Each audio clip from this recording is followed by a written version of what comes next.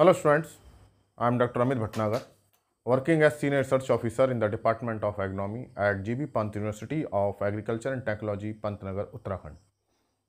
आज हम डिस्कस करेंगे एक ऐसा टॉपिक जो बड़ा कंफ्यूजिंग होता है और हमें बड़ा कंफ्यूजन रहता है और उसको हम समझ नहीं पाते हैं, और ये है difference crop rotation, cropping pattern और क्रॉपिंग सिस्टम। इसको हम जब बुक में पढ़ते हैं हम केवल इसकी डेफिनेशन रट लेते हैं, उसको समझ नहीं पाते क्या है ये। और इससे रिलेटेड जब क्वेश्चंस पूछे जाते हैं, कॉन्सेप्चुअल क्वेश्चन या रीजनिंग क्वेश्चन या इससे कोई रिलेटेड कोई क्वेश्चन पूछ लिया जाता है तो फिर हम उसमें कंफ्यूज कर जाते हैं। तो आज ये बड़ा कॉन्सेप्ट बेस्ड लेक्चर रहेगा जिसका हम डिफरेंस समझेंगे कि इन तीनों में क्या डिफरेंस होता है। तो बुक में क्या लैंग्वेज है, क्या डेफिनेशन है, इसको भी हम देखेंगे और प्रैक्टिकल फील्ड पे इसका क्या इम्प्लीकेशन है, क्या इसके एप्लीकेशन है, उसको भी हम समझेंगे। तो ये एक बहुत अच्छा लेक्चर रहेगा, तो आप इसको बहुत ध्यान से सुनिए, आपके काफ़ी ये लेक्चर काम आएगा। तो हम पहले बात करते हैं क्रॉप रोटेशन की। और क्रॉप रोटेशन आप सभी लोग जानते होंगे कि हम क्रॉप को एक सीक्वेंस में ग्रो करते हैं, पहले एक प्लानिंग बनाते हैं और उस प्लानिंग के अकॉर्डिंग ही हम क्रॉप को फील्ड में ग्रो करते हैं। तो ये प्लानिंग इन जनरल हमारी 1 साल की रहती है या 2 साल की रहती है। तो इसी को हम क्रॉप रोटेशन कहते हैं, क्रॉप को रोटेट करना, क्रॉप को सीक्वेंस में ग्रो करना। और अगर हम इसकी डेफिनेशन देखें तो crop rotation is growing of crops in pre plant manner in field. तो एक प्लान बनाते हैं, उसके अकॉर्डिंग हम क्रॉप को ग्रो करते हैं। मान लीजिए कि हमको खरीफ और रबी दोनों में क्रॉप ग्रो करनी है, खरीफ में और रबी में। तो खरीफ में हमारे पास क्या क्या चॉइस है, राइस है, मेज़ है, सोयाबीन है और मूंग बीन है। मान लीजिए ये हम पे चॉइस है क्रॉप की खरीफ सीजन में ग्रो करने के लिए। और रबी में हमारे पास मान लीजिए चॉइस है वीट, चिकपी, मस्टर्ड। मान लीजिए ये 3 हम किसी रीजन में ग्रो कर सकते हैं, फार्मर के पास चॉइस है। तो जो ये रोटेशन बनेगा तो फार्मर को ये प्लान करेगा कि मैं खरीफ में कौन सी क्रॉप ग्रो करूंगा। वो एक क्रॉप भी ग्रो कर सकता है, 2 भी कर सकता है, 3 भी कर सकता है। तो जनरली फार्मर एक ही क्रॉप को ग्रो करते हैं, उसमें उनका स्पेशलाइजेशन रहता है, या 2 क्रॉप को भी सिलेक्ट कर सकते हैं। वो डिपेंड करता है फार्मर के ऊपर, 3 या 4 जितने भी क्रॉप सेलेक्ट करें। हम मान के चलते हैं कि फार्मर अभी एक क्रॉप सेलेक्ट कर रहा है, तो उसने राइस क्रॉप खरीफ में सेलेक्ट की और वो चाहता है कि मैं रबी में वीट क्रॉप लूँ। तो ये एक सिस्टम बनेगा राइस वीट सिस्टम। वो पहले से उसने प्लानिंग करी कि मैं राइस वीट को ग्रो करूंगा, खरीफ सीजन में राइस को और रबी सीजन में वीट को। तो ये रोटेशन हुआ 1 ईयर का। या ये भी सेलेक्ट कर सकता है कि वो राइस खरीफ में करे और रबी में चिकपी करे, तो ये रोटेशन कहलाएगा राइस चिकपी रोटेशन। रोटेशन में सिर्फ फार्मर को एक प्लानिंग करनी है, क्रॉप सेलेक्ट करनी है और ये भी सिलेक्ट करना है कितने ईयर का ड्यूरेशन जो है क्या रहेगी रोटेशन की। ये भी 1 ईयर का रोटेशन है। या मेज, मान लीजिए मेज सेलेक्ट करता है कि खरीफ में मेज चाहता है फार्मर ग्रो करना और मेज के साथ मान लीजिए वीट ग्रो करना चाहता है इसके बाद रबी में। तो आप देखेंगे कई सारे कॉम्बिनेशंस बनते हैं खरीफ क्रॉप के और रबी क्रॉप की। यही जो है क्रॉप रोटेशन है। तो कहीं जो है स्प्रिंग क्रॉप भी ग्रो की जाती है, स्प्रिंग में मूंग बीन ग्रो की जाती है, या काउपी ग्रो किया जाता है, या मेज भी ग्रो की जाती है। तो वहां फिर स्प्रिंग में भी एक चॉइस ली जा सकती है थर्ड क्रॉप में। इसी तरह से 2 साल का भी रोटेशन बन सकता है कि मान लीजिए फर्स्ट ईयर में खरीफ में राइस लिया, फिर वीट लिया और मान लीजिए फिर फिंगर मिलेट खरीफ में, और नेक्स्ट ईयर में इसको मान लीजिए चिकपी लेते हैं। तो ये जो है 2 ईयर का रोटेशन हुआ। फर्स्ट ईयर का यहाँ 1 साल यहाँ कंप्लीट हो जाएगा, फिर नेक्स्ट सीजन जो आएगा खरीफ का नेक्स्ट ईयर में वहाँ से फिंगर मिलेट चिकपी। ये फर्स्ट ईयर हो गया और ये सेकेंड ईयर। तो ये 2 साल का रोटेशन हुआ।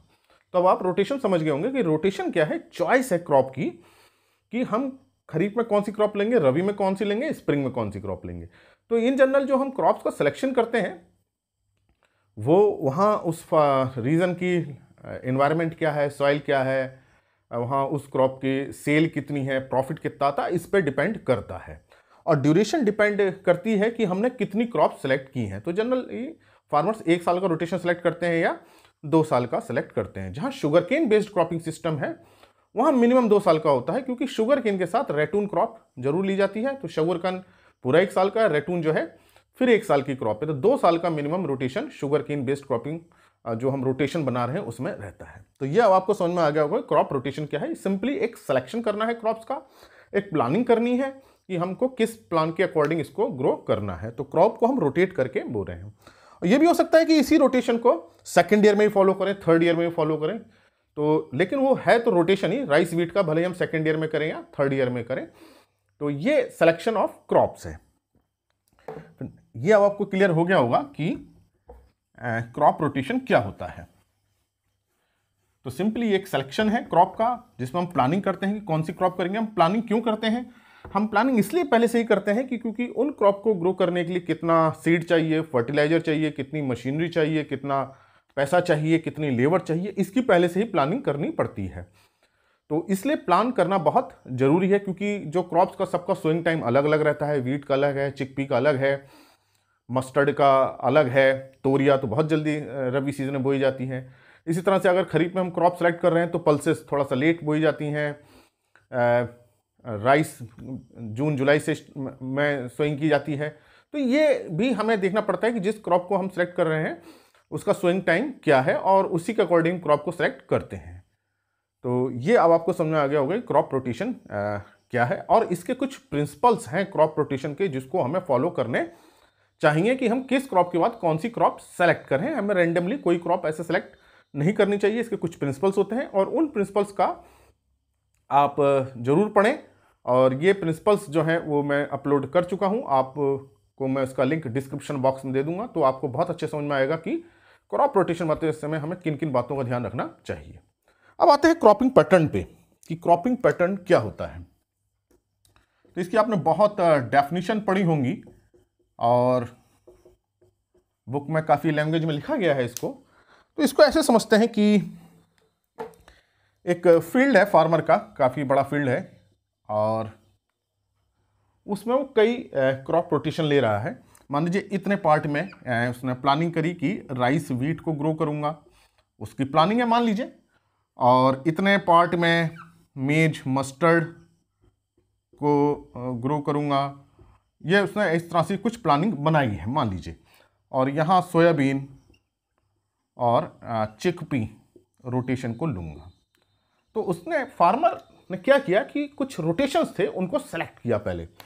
तो एक रोटेशन को सिलेक्ट कर सकता है, 2 को भी, 3 को भी। जो छोटे फार्मर होते हैं जनरली एक रोटेशन फॉलो करते हैं और बड़े फार्मर 2-3 रोटेशन को फॉलो करते हैं। तो पैटर्न देखिए, पैटर्न का मतलब क्या होता है? तरीका। और क्रॉपिंग का मतलब क्रॉप से रिलेटेड है कि क्रॉप को उगाने का क्या तरीका है। एक तो क्रॉप को सेलेक्ट करने का तरीका क्रॉप रोटेशन, कि हम किस सीजन में कौन सी करेंगे, वो रोटेशन में आ गया। अब जो हमने रोटेशन लिया है उसको कैसे हम फॉलो करेंगे, उसका क्या तरीका होगा। कितने एरिया में हम राइस वीट लेंगे, कितने एरिया में हम मेज मस्टर्ड लेंगे, कितने एरिया में सोयाबीन चिकपी लेंगे, या पूरे के पूरे एरिया में हम राइस वीट लेंगे। तो ये जो तरीका है इसको हम पैटर्न में इसको कंसीडर करते हैं। अब क्रॉप रोटेशन हमने सेलेक्ट किया, उसका एरिया हमने सेलेक्ट किया, और किस एरिया में लेंगे इसको भी हमने डिसाइड किया। अब देखिए राइस जो है वो वाटर लविंग क्रॉप पे पानी चाहिए, तो फील्ड जहां लो लाइंग एरिया होगा वहां राइस को ग्रो करेंगे। जो थोड़ा अपलैंड होगा वहां जो है पल्स को लेंगे या मेज को लेंगे। इरिगेशन वाटर सोर्सेज जहां होंगे वहां वीट को हम ग्रो करेंगे। थोड़ी सी ड्राईलैंड कंडीशन, मतलब जहां रेनफेड सा होगा या मॉइस्चर डेफिशिएंसी आ रही होगी, वहां हम चिकपी को ग्रो कर सकते हैं। तो ये फील्ड में हमको देखना पड़ता है कि लोकेशन क्या है और किस क्रॉप को कितना एरिया हम एलोकेट करें और रोटेशन को हम कैसे लें। ये जो है पैटर्न है। तो पहले हमने क्या किया, क्रॉप रोटेशन को हमने लिया, क्रॉप रोटेशन हमने सेलेक्ट किए, और क्रॉप रोटेशन को सेलेक्ट करने के बाद हमने यहां फील्ड में उनको अप्लाई किया। इसका मतलब क्रॉपिंग पैटर्न में क्या है, कुछ रोटेशंस को हम फॉलो कर रहे हैं। अब उन रोटेशन को किस तरह से कर रहे हैं, कितने एरिया में दे रहे हैं, वो जो है पैटर्न में आएगा। तो पैटर्न में क्या हुआ कि हम देखें, यह है yearly sequence and spatial arrangement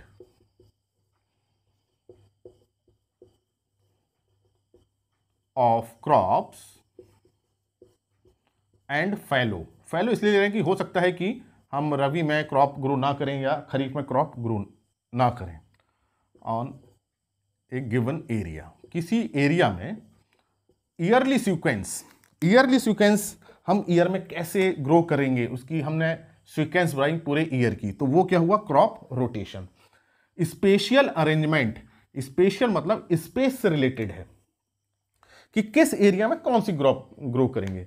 तो देखिए अपलैंड में तो राइस को ग्रो नहीं करेंगे क्योंकि उसको ज़्यादा वाटर चाहिए, तो इस अरेंजमेंट हमें करना पड़ता है कि किस लोकेशन में हम किस क्रॉप को ग्रो करें। तो बहुत फैक्टर्स पे डिपेंड करता है, जैसे मैंने बताया कि वाटर सोर्सेज की क्या स्थिति है या सॉइल टाइप कैसा है, पूरे एरिया की सॉइल हो सकता है एक जैसी ना हो, कहीं थोड़ी पीएच ज़्यादा हो, किसी एरिया में पीएच कम हो, कहीं वीड इन्फेस्टेशन बहुत ज़्यादा होता हो, तो उसके अकॉर्डिंग हम फिर क्रॉप को चेंज करेंगे। तो यहाँ ईयरली सीक्वेंस क्रॉप रोटेशन से रिलेटेड आ रहा है। स्पेशल अरेंजमेंट हमने फील्ड में सेट किया कि किस रोटेशन को हमें कहाँ लेना है।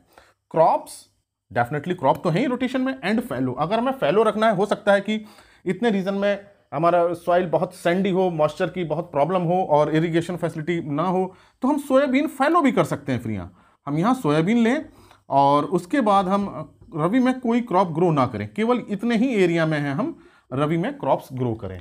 तो हो सकता है कि 70% एरिया में हम रबी में क्रॉप ग्रो करें और 30% में ना करें, और खरीफ में हम 100% एरिया में क्रॉप ग्रो करें। तो ये स्पेशियल अरेंजमेंट है, ये जो कहलाता है यह है क्रॉपिंग पैटर्न। तो आपको समझ में आ गया होगा कि क्रॉपिंग पैटर्न क्या है।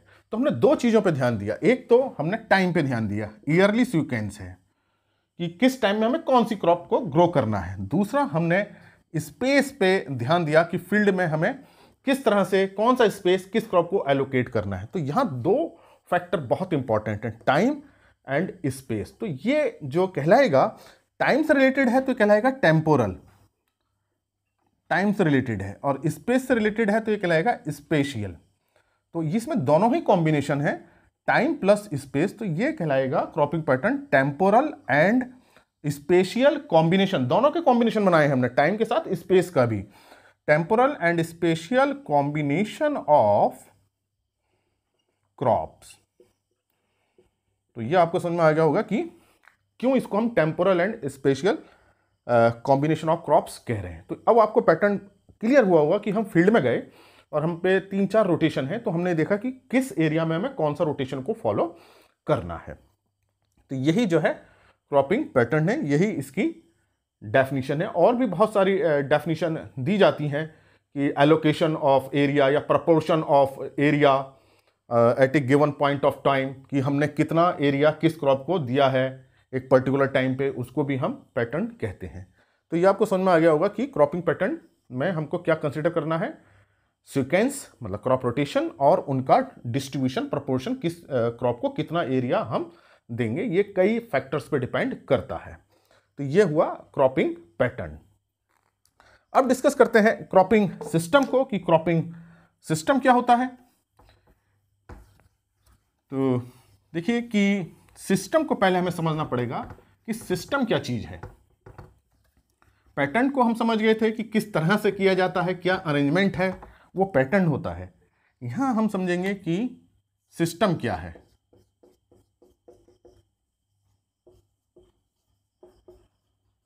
सिस्टम, अब देखिए सिस्टम एक काफी हम कह सकते हैं कोई स्टेबल चीज को हम कहेंगे सिस्टम। कोई चीज बनी हुई है, कोई व्यवस्था बनी हुई है, कोई ऑर्गेनाइज्ड वे में है, उसको हम सिस्टम कहते हैं।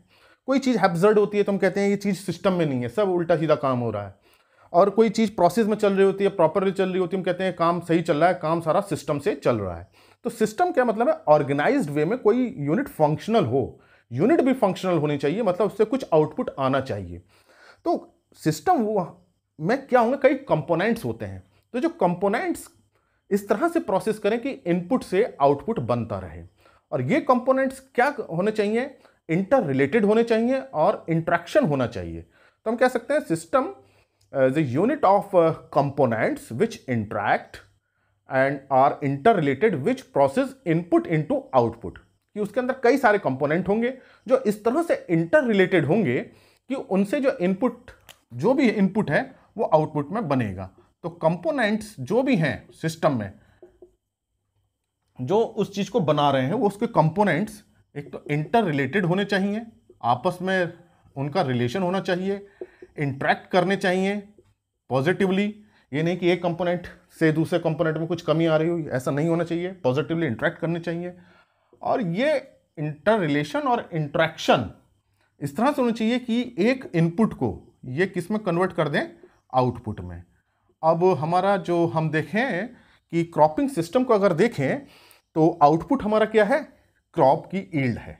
तो यहां आउटपुट यील्ड है और क्रॉपिंग सिस्टम है, तो इसका मतलब हम जो प्रोड्यूस कर रहे हैं क्रॉप यील्ड कर रहे हैं, क्रॉप ग्रोथ है। और इनपुट क्या है, अब क्रॉप को ग्रो करने में जो भी इनपुट है वो सब कंपोनेंट में आएंगे। सॉइल है, वाटर है, सोलर रेडिएशन है, स्पेस है, मैनेजमेंट है, न्यूट्रिएंट्स हैं, वीड मैनेजमेंट है, पेस्ट मैनेजमेंट है। तो इस तरह से हमारा ऑर्गेनाइज्ड वे में होना चाहिए सब कुछ कि हम क्रॉप की सोइंग इस तरह से करें, उसमें एप्लीकेशन न्यूट्रिएंट इस तरह से करें, वाटर मैनेजमेंट इस तरह से करें, डिसीज मैनेजमेंट इस तरह से करें कि वो आपस में इंटरेक्ट करें, एक दूसरे को सपोर्ट करें। और जो भी हमने इनपुट यूज किया है, जो भी हमने न्यूट्रिएंट्स डाले हैं, जो भी हमने ज्योमेट्री लगाई है, उससे हमें बहुत अच्छी एक यील्ड मिले। तब हम कहेंगे भाई ये सारा जो है कंपोनेंट सिस्टम में काम कर रहे हैं, हम जो मैनेजमेंट कर रहे हैं सिस्टम में कर रहे हैं। तो ये तो एक मतलब हुआ क्रॉपिंग सिस्टम का। अब इसको समझते हैं कि जो बुक में डेफिनेशन दी हुई है वो क्रॉपिंग सिस्टम की डेफिनेशन या जो लैंग्वेज है वो क्या है। तो देखिए, जो हम क्रॉपिंग सिस्टम की हम जब बात कर रहे हैं तो सबसे पहले हम क्रॉप सेलेक्ट करेंगे। जब हम क्रॉप सेलेक्ट करेंगे तो हम एक क्रॉप रोटेशन बनाएंगे। जब हम क्रॉप रोटेशन बनाएंगे, अब जब हम फील्ड में उसको अप्लाई करेंगे तो एक क्रॉपिंग पैटर्न बनेगा। और जब ये क्रॉपिंग पैटर्न बनेगा तो अब हमें पता चल गया कि हमें किस एरिया में कौन सी क्रॉप ग्रो करनी है। तो ये जो ग्रो हम कर रहे हैं, कल्टीवेशन कर रहे हैं, बिना मैनेजमेंट के नहीं होगा, वो हमें वहां मैनेजमेंट अप्लाई करना पड़ेगा। मैनेजमेंट क्या है, सोइंग का मैनेजमेंट, सोइंग टाइम से करें, अच्छी वैरायटी सेलेक्ट करें, अच्छा हम सीड रेट यूज करें, ना बहुत ज़्यादा यूज करें ना बहुत कम करें, टाइमली इरिगेशन करें, प्रॉपरली हम न्यूट्रिएंट एप्लीकेशन करें, वीड्स को मैनेज करें। तो ये पूरा जो है मैनेजमेंट को हम इंक्लूड करें इसमें प्रॉपरली। तो ये जो बनेगा ये बनेगा सिस्टम। अगर मान लीजिए कि हमने क्रॉपिंग पैटर्न तो लिया लेकिन मैनेजमेंट हमारा अच्छा नहीं है, हमने टाइम बुआई बहुत देर से करी, या हमने इरिगेशन प्रॉपरली नहीं दी, या हमने वीड्स को मैनेज ही नहीं किया, तो फिर जो हमारी क्या यील्ड उतनी अच्छी आएगी, नहीं आएगी। तो इसका मतलब क्रॉपिंग पैटर्न हमें बनाना है बहुत अच्छा, उसका मैनेजमेंट बहुत अच्छा करना है, तब ये बनेगा क्रॉपिंग सिस्टम। तो ये मैनेजमेंट बहुत इंपॉर्टेंट है। अब ये जो पैटर्न है, ये जो मैनेजमेंट है, ये इन्वायरमेंट से बड़ा इन्फ्लुएंस होता है। हमारा मैनेजमेंट इन्वायरमेंट से चेंज होता है। मान लीजिए रेनफॉल बहुत ज़्यादा होने लगी तो हमें पैटर्न चेंज करना पड़ेगा, हमें राइस क्रॉप को ज़्यादा ग्रो करना पड़ेगा, पल्स क्रॉप को छोड़ना पड़ेगा। मान लीजिए रेनफॉल बहुत कम होने लगी तो हमें पैटर्न चेंज करना पड़ेगा, मतलब हमें मेज ऐसी क्रॉप लेनी पड़ेगी जिसको वाटर रिक्वायरमेंट कम हो, सोयाबीन लेंगे या हम मेज लेंगे। इसी तरह से मैनेजमेंट कंपोनेंट को देखते हैं। मैनेजमेंट हमको लेबर का भी करना है, कैश का करना है, मनी हमें देखनी है, ये सारे हमें मैनेजमेंट हैं। और भी इससे काफ़ी रिलेटेड चीज़ें हैं, हमें कहीं से लोन लेना है उसका मैनेजमेंट करना है। मान लीजिए कि हमको राइस क्रॉप ग्रो कर रहे हैं और उसमें लेबर की बहुत ज़्यादा रिक्वायरमेंट पड़ती है ट्रांसप्लांटिंग में, और वो लेबर हमें अवेलेबल नहीं होती, तो फिर हमें क्रॉपिंग पैटर्न चेंज करना पड़ेगा, राइस क्रॉप को छोड़ना पड़ेगा। तो इसका मतलब क्रॉपिंग सिस्टम क्या हो जाएगा, चेंज हो जाएगा। तो मैनेजमेंट बहुत इंपॉर्टेंट है, उसके साथ इन्वायरमेंट का इंटरेक्शन, कि इन्वायरमेंट कैसा है वहाँ का, कि सॉइल इन्वायरमेंट और क्लाइमेटिक इन्वायरमेंट। सॉइल इन्वायरमेंट में बहुत सारी प्रॉपर्टीज हैं सॉइल की, और इन्वायरमेंट में टेम्परेचर, क्लाइमेट जो है टेम्परेचर है और रेनफॉल है, ये बहुत इंपॉर्टेंट, सोलर रेडिएशन की अवेलेबिलिटी है। तो मैनेजमेंट और क्रॉपिंग पैटर्न का इन्वायरमेंट के साथ क्या इंटरेक्शन है, वो कैसे इन्फ्लुएंस होते हैं, वो पूरी जब आउटपुट बनेगा यील्ड का तब कहलाएगा क्रॉपिंग सिस्टम। तो इसमें देखिए कि अगर मैनेजमेंट हमारा प्रॉपर नहीं है, पैटर्न बहुत अच्छा हमने बनाया, हमने क्रॉप बहुत अच्छी सेलेक्ट करी, प्रोपोर्शन भी बहुत अच्छा दिया, लेकिन मैनेजमेंट हमने मान लीजिए वीड मैनेजमेंट में से अच्छा नहीं हुआ, तो क्या यील्ड अच्छी मिलेगी, नहीं मिलेगी, तो सिस्टम ब्रेक हो जाएगा। या न्यूट्रिएंट मैनेजमेंट हमने अच्छा नहीं किया तो भी सिस्टम ब्रेक हो जाएगा। मान लीजिए वहाँ का इन्वायरमेंट चेंज हो गया, वहाँ 8-10 साल बाद रेनफॉल कम हो गई और हमने क्रॉपिंग पैटर्न वही रखा है, राइस बेस्ड रखा है, मैनेजमेंट बहुत अच्छा कर रहे हैं, तो क्या हमें यील्ड मिलेगी, यील्ड डेफिनेटली पुअर हो जाएगी। यील्ड पुअर होगी तो हमारा सिस्टम ब्रेक हो गया। तो इसका मतलब कि सिस्टम का बहुत डिपेंडेंसी है क्रॉपिंग पैटर्न पे, मैनेजमेंट पे और उसके एनवायरनमेंट पे। तो जो हमें क्रॉपिंग पैटर्न में जो हमारा आउटपुट जा रहा है वो यील्ड है। और यील्ड कैसे आएगी हमारी, जब हम मैनेजमेंट अच्छा कर रहे हैं तो मैनेजमेंट में हम रिसोर्सेज को बहुत मैनेज कर रहे हैं। जो ये मैनेजमेंट है ये रिसोर्सेज का है। तो रिसोर्स यूज जो है बहुत इंपॉर्टेंट है। तो रिसोर्स यूज इफिशियंसी को हम एक्चुअली बढ़ाते हैं मैनेजमेंट के थ्रू। टाइमली सोइंग करेंगे तो हमने टाइम का मैनेजमेंट अच्छा कर लिया। न्यूट्रिएंट का प्रॉपर एप्लीकेशन कर रहे हैं, रूट जोन में कर रहे हैं, तो हमने न्यूट्रिएंट की यूज इफिशियंसी बढ़ाई। तो इस तरह से जो मैनेजमेंट का जो मेन फोकस है वो रिसोर्स यूज इफिशियंसी पे है। तो हम ये कह सकते हैं कि cropping system is cropping pattern and its management to increase resource use efficiency under a particular environment condition।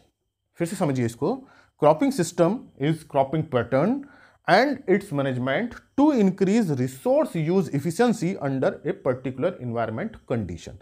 Resource land है, लेबर है, टाइम ऑफ सोइंग है, वैरायटी में रिसोर्स है, लेबर हम कितना लगा रहे हैं, मनी हम कितना इन्वेस्ट कर रहे हैं, फर्टिलाइजर है, वीड मैनेजमेंट है, ये सारे हमारे क्या हैं रिसोर्सेज में आएंगे। केमिकल्स की अवेलेबिलिटी है, मशीन की अवेलेबिलिटी है, सब क्या है रिसोर्स हैं। तो ये अब आपको समझ में आ गया होगा कि क्रॉपिंग सिस्टम क्या है। तो हमारा जो अल्टीमेट रहता है क्रॉपिंग सिस्टम में वो है रिसोर्स यूज इफिशियंसी को हम बढ़ा रहे हैं। क्यों बढ़ा रहे हैं, क्यों कर रहे हैं सारा काम हम क्रॉपिंग सिस्टम का, प्रोडक्शन के लिए। तो हमारे जो दूसरा कंसर्न है ये है प्रोडक्शन। तो हमें क्या करना है क्रॉपिंग सिस्टम में, our aim is to increase the resource use efficiency for production. अब कैसा प्रोडक्शन, पता चला एक साल तो प्रोडक्शन ज़्यादा हो गया, दूसरे साल प्रोडक्शन नहीं हुआ या बहुत कम हुआ, तो प्रोडक्शन स्टेबलाइज प्रोडक्शन होना चाहिए। मतलब कि एक हमने जो लेवल अचीव किया है वो हर ईयर उतना ही हमें लेवल मिलना चाहिए। ऐसा नहीं होना चाहिए कि एक साल तो प्रोडक्शन बहुत अच्छा कर लिया, बहुत हमने मेहनत की, अगले साल नहीं की। तो स्टेबलाइज प्रोडक्शन, स्टेबलाइज्ड प्रोडक्शन की हमको कंटिन्यूसली अच्छी यील्ड मिले। तो यहाँ क्रॉपिंग सिस्टम का जो मेन फोकस हो रहा है resource use efficiency, efficient resource use, इसे हम कह सकते हैं स्टेबलाइज प्रोडक्शन, और मेंटेन करना है रिसोर्स बेस को। ये भी एक इंपॉर्टेंट चीज़ है, वो मैनेजमेंट के थ्रू ही होगा। तो आपको समझ में आ गया कि क्रॉपिंग सिस्टम क्या है। इसमें एक जो दूसरी डेफिनेशन है क्रॉपिंग सिस्टम की, वो है कि cropping pattern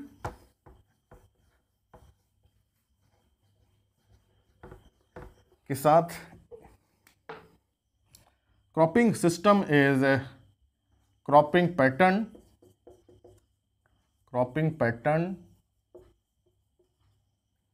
and it's interaction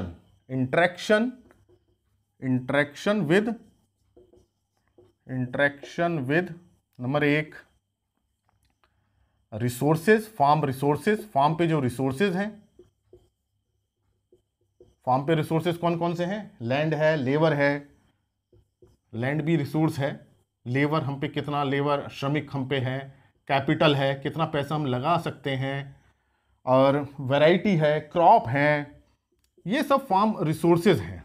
crop, fertilisers, ये सब रिसोर्सेज हैं। मशीनरी, हम कितनी मशीनरी को यूज कर रहे हैं, ये सब रिसोर्सेज हैं। Interaction with the farm resources, farm enterprises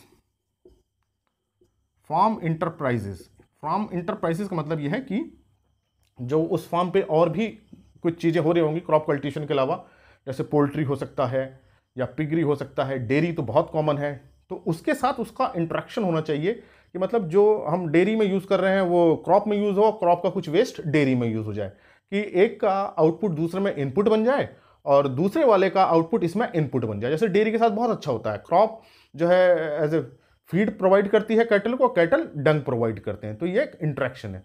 तो फार्म इंटरप्राइजेज, जो भी फार्म इंटरप्राइजेज हैं, कुछ भी हो सकता है, बी कीपिंग हो रही हो, तो उसके साथ उसका इंटरेक्शन होना चाहिए।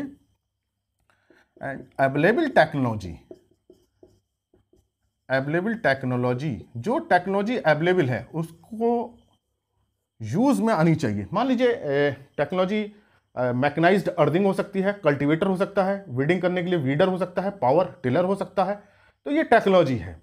तो उसके साथ उसका इंटरेक्शन हो क्रॉपिंग पैटर्न का, मैनेजमेंट तो नो डाउट उसका पार्ट है ही, और interaction with the farm resources, farm enterprises and environment के साथ। इन्वायरमेंट बहुत इंपॉर्टेंट है, मैं इसको अभी डिस्कस कर भी चुका हूँ कि सॉइल इन्वायरमेंट, सॉइल कैसी है, बिना सॉइल के तो बड़ा प्रॉब्लम होगी। माना सैंडी सॉइल है तो राइस ग्रो करना बहुत टफ है, वाटर होल्डिंग कैपेसिटी होगी नहीं। मान लीजिए बहुत हैवी सॉइल है तो वहाँ ग्राउंडनट कल्टिवेशन बहुत टफ हो जाएगा। तो सॉइल इन्वायरमेंट प्लस क्लाइमेट की हम जो बात करते हैं, टेम्परेचर वहाँ कितना है और वहाँ रेनफॉल कितनी होती है, ये इंट्रैक्शन जो होगा क्रॉपिंग पैटर्न मैनेजमेंट का, उससे क्रॉपिंग सिस्टम बनेगा। तो आप समझे होंगे कि क्रॉपिंग सिस्टम क्या चीज है और कैसे डिसाइड हो रही है। तो अब एक एग्जाम्पल मैं लेता हूं। मान लीजिए कि मैंने राइस वीट लिखा इसको। अब राइस वीट क्या क्रॉप रोटेशन है, क्या ये एक क्रॉप पैटर्न है, या एक क्रॉपिंग सिस्टम है? इसमें क्या हमारा सही आंसर होगा? तो देखिए तीनों में कोई सा भी आंसर सही हो सकता है, वो डिपेंड करेगा कि राइस वीट की सिचुएशन क्या है। अगर केवल हमने प्लानिंग करी है कि हमको राइस वीट ग्रो करना है फील्ड में इस साल, एक साल में केवल हमने प्लानिंग करी है कि हम खरीफ में राइस बोएंगे और रबी में हम वीट बोएंगे, केवल प्लानिंग अगर हम कर रहे हैं तो ये क्रॉप रोटेशन है। अब हमने सेलेक्ट कर लिया क्रॉप रोटेशन, अब हम फील्ड में गए, क्या हम पूरे फील्ड में राइस ग्रो करेंगे और रबी में पूरे सीजन में हम वीट ग्रो करेंगे, या हम खरीफ में तो पूरा राइस ग्रो करेंगे और रबी में केवल हम 80% में ही वीट ग्रो करेंगे, बाकी में हम कोई वेजिटेबल ग्रो करेंगे 10% एरिया में, 20% एरिया में। अब प्लानिंग के साथ हमने क्या किया, उसका प्रपोर्शन का एलोकेशन किया। पैटर्न जब हमने बनाया, प्रपोर्शन हम किस क्रॉप को कितना दे रहे हैं, जो प्रपोर्शन बना, प्रपोर्शन और हमारी जो प्लानिंग बनी, प्रपोर्शन है और प्लानिंग है उसको सोइंग करने की, उसको स्पेस कितने एरिया में हम कितना करेंगे, तो ये जो है ये हमारा पैटर्न है, क्रॉप पैटर्न। अब हमने प्रपोर्शन दे दिया, प्लानिंग कर दी, अब इसके अंदर हमने मैनेजमेंट किया, प्रॉपर बहुत अच्छा मैनेजमेंट किया, इन्वायरमेंट को भी कंसीडर किया हमने। मैनेजमेंट जब हमने किया तो ये बनेगा क्रॉपिंग सिस्टम। तो इसका मतलब प्लानिंग हम करें, प्लानिंग के साथ हम प्रपोर्शन और बेटर उसका हम एग्जीक्यूशन करें, प्रॉपरली हम उसको स्पेस दें कि कितने एरिया में किसको ग्रो करना है, और उसके बाद हम मैनेजमेंट करें तो वो सिस्टम बनेगा। तो क्रॉप राइस वीट का क्रॉप रोटेशन पैटर्न में चेंज होता है और पैटर्न जो है सिस्टम में चेंज होता है, और जब सिस्टम बन गया तो उस क्रॉप को वहाँ उस एरिया से हटाना बड़ा मुश्किल होता है। क्यों? अब मान लीजिए रेनफॉल अच्छी हो रही है, लेबर अवेलेबल है, वहाँ प्राइस अच्छा मिलता है राइस का, वीट का, तो फार्मर क्या करेंगे, वहाँ राइस वीट को ही ग्रो करेंगे। तो किस रोटेशन को फॉलो किया उन्होंने? राइस वीट रोटेशन को फॉलो किया, और सिस्टम बन गया कि खरीफ में राइस को ग्रो करेंगे और रबी में वीट को ग्रो करेंगे, क्योंकि वहाँ जो है रिसोर्सेज हैं, टेक्नोलॉजी है, और वहाँ ऐसे इंटरप्राइजेज हैं कि दोनों के वेस्ट प्रोडक्ट यूज़ हो जाते हैं, हम पे कैपिटल है, फर्टिलाइजर्स हैं इन दोनों क्रॉप को ग्रो करने के लिए। तो ये जब सिस्टम बन जाता है तो उसको ब्रेक करना बड़ा मुश्किल होता है। तो या तो मैनेजमेंट पुअर हो जाए या इन्वायरमेंट चेंज हो जाए, तभी जो है क्रॉपिंग पैटर्न चेंज होगा। अब जब क्रॉपिंग पैटर्न चेंज होगा तो क्रॉप रोटेशन भी चेंज हो जाएगा। तो जैसे मैंने एग्जाम्पल बताया, किसी एरिया में राइस वीट क्रॉप सिस्टम अब डेवलप हो गया, लेकिन 8-10 साल बाद रेनफॉल कम होने लगी। जब रेनफॉल कम होने लगेगी तो राइस की यील्ड कम हो जाएगी, तो राइस की यील्ड कम होगी, एनवायरनमेंट चेंज हुआ तो प्रॉफिटेबिलिटी कम होगी। जब प्रॉफिटेबिलिटी कम होगी तो फार्मर क्या करेंगे, पैटर्न चेंज कर देंगे। अब राइस को कम एरिया में ग्रो करेंगे या बिल्कुल ग्रो नहीं करेंगे, कोई दूसरी क्रॉप ले लेंगे, तो सिस्टम चेंज हो जाएगा। तो ये जो है सिस्टम जब इस्टेब्लिश हो जाता है तो इन्वायरमेंट में चेंज होने से या मैनेजमेंट फैक्टर में कुछ चेंज होने से ही चेंज होता है। तो आपको समझ में आ गया होगा कि राइस वीट को हम क्या कहेंगे। अगर ये देखिए काफ़ी टाइम से हो रहा है और बिल्कुल फिक्स हो गया है, प्रॉफिटेबिलिटी उसकी मेंटेन है, सारे रिसोर्सेज इफिशिएंटली यूज़ हो रहे हैं, तो वो सिस्टम है। मान लीजिए फार्मर ने भी पहले साल ही लगाया है तो वो रोटेशन है, 2-3 साल तक उसको यूज़ कर रहा है कि कितने एरिया में कितना ग्रो करूँ, अब वो पैटर्न बना रहा है, और पैटर्न जब डेवलप होता है वो सिस्टम बनता है। तो क्रॉप रोटेशन का नेक्स्ट स्टेप पैटर्न है, और पैटर्न डेवलप हो जाता है किसमें, सिस्टम में। और जब कोई सिस्टम में चीज होती है, इंटर रिलेटेड हो जाती है, उसके इंट्रैक्शन बन जाते हैं, तो इनपुट प्रोसेस होकर आउटपुट बनाने लगता है, और वो आउटपुट जब मिल रहा है तो सिस्टम मेंटेन है, और जब आउटपुट मिलना बंद हो जाए तो सिस्टम टूट जाता है। आउटपुट कैसे नहीं मिलेगा, कि जो इनपुट का प्रॉपर प्रोसेस ना हो। कब नहीं होगा प्रॉपर प्रोसेस, जब कंपोनेंट में इंट्रैक्शन ना हो, कंपोनेंट्स इंटर रिलेटेड ना हो, तो ये सिस्टम टूटेगा। मान लीजिए कि वीट तो जब रबी में ग्रो कर रहे हैं तो इरिगेशन इसमें काफ़ी चाहिए, और मान लीजिए ट्यूबवेल के थ्रू इरिगेशन देते हैं, वाटर टेबल बहुत नीचे चला जाता है, तो इरिगेशन की प्रॉब्लम होगी। खरीफ में अच्छा खासा रेन मिल जाती है, वहाँ तो राइस ग्रो कर रहे हैं, लेकिन ट्यूबवेल इरिगेशन नहीं मिल पा रही है, तो फिर फार्मर वहाँ वीट को ग्रो नहीं करेंगे, फिर वो चिकपी को ग्रो करेंगे जिसको वाटर रिक्वायरमेंट कम होगी, तो वहाँ का राइस वीट का सिस्टम टूट के क्या बनेगा, राइस चिकपी सिस्टम बन जाएगा। तो ये मैंने आपको तरीका बताया कि किस तरह से क्रॉप रोटेशन बनता है। क्रॉप रोटेशन के कुछ प्रिंसिपल्स होते हैं, क्रॉप रोटेशन कई चीज़ों पर डिपेंड करता है, उसका पैटर्न बनता है कि किस रोटेशन को कितने एरिया में लेना है। फिर मैनेजमेंट हम जो उसमें करते हैं, मैनेजमेंट कई चीज़ों से इन्फ्लुएंस होता है, जिसमें बहुत बड़ा फैक्टर एनवायरनमेंट है। और जब ये मैनेजमेंट और पैटर्न इंटरेक्ट करते हैं एनवायरनमेंट के साथ, तो एक सिस्टम डेवलप होता है, और ये सिस्टम स्टेबल सिस्टम होते हैं। तो ये मैंने आपको बताया किस तरह से rice wheat crop rotation system में डेवलप होता है। तो ये आपको चीज़ें आज समझ में आई होंगी, जिसको मैंने डेफिनेशन से भी बताया और एक प्रैक्टिकल वे में भी आपको समझाने की कोशिश की। अगर आपको ये लेक्चर अच्छा लगा हो, आपको कुछ समझ में आया हो, तो आप इसको लाइक करें और स्टूडेंट्स के साथ जरूर शेयर करें, ताकि दूसरे स्टूडेंट्स तक भी ये नॉलेज पहुंचे। और अगर चैनल सब्सक्राइब नहीं किया है तो सब्सक्राइब करें, और चैनल की प्लेलिस्ट में बहुत लेक्चर्स हैं, आप उन लेक्चर्स को जरूर देखें, इससे आपको एग्रीकल्चर स्ट्रांग होगा। और आप इन लेक्चर्स को अच्छे तरह से समझें, क्योंकि कॉन्सेप्ट बेस्ड लेक्चर हैं और आपके एग्जामिनेशंस में काफ़ी हेल्पफुल होंगे। Thank you very much.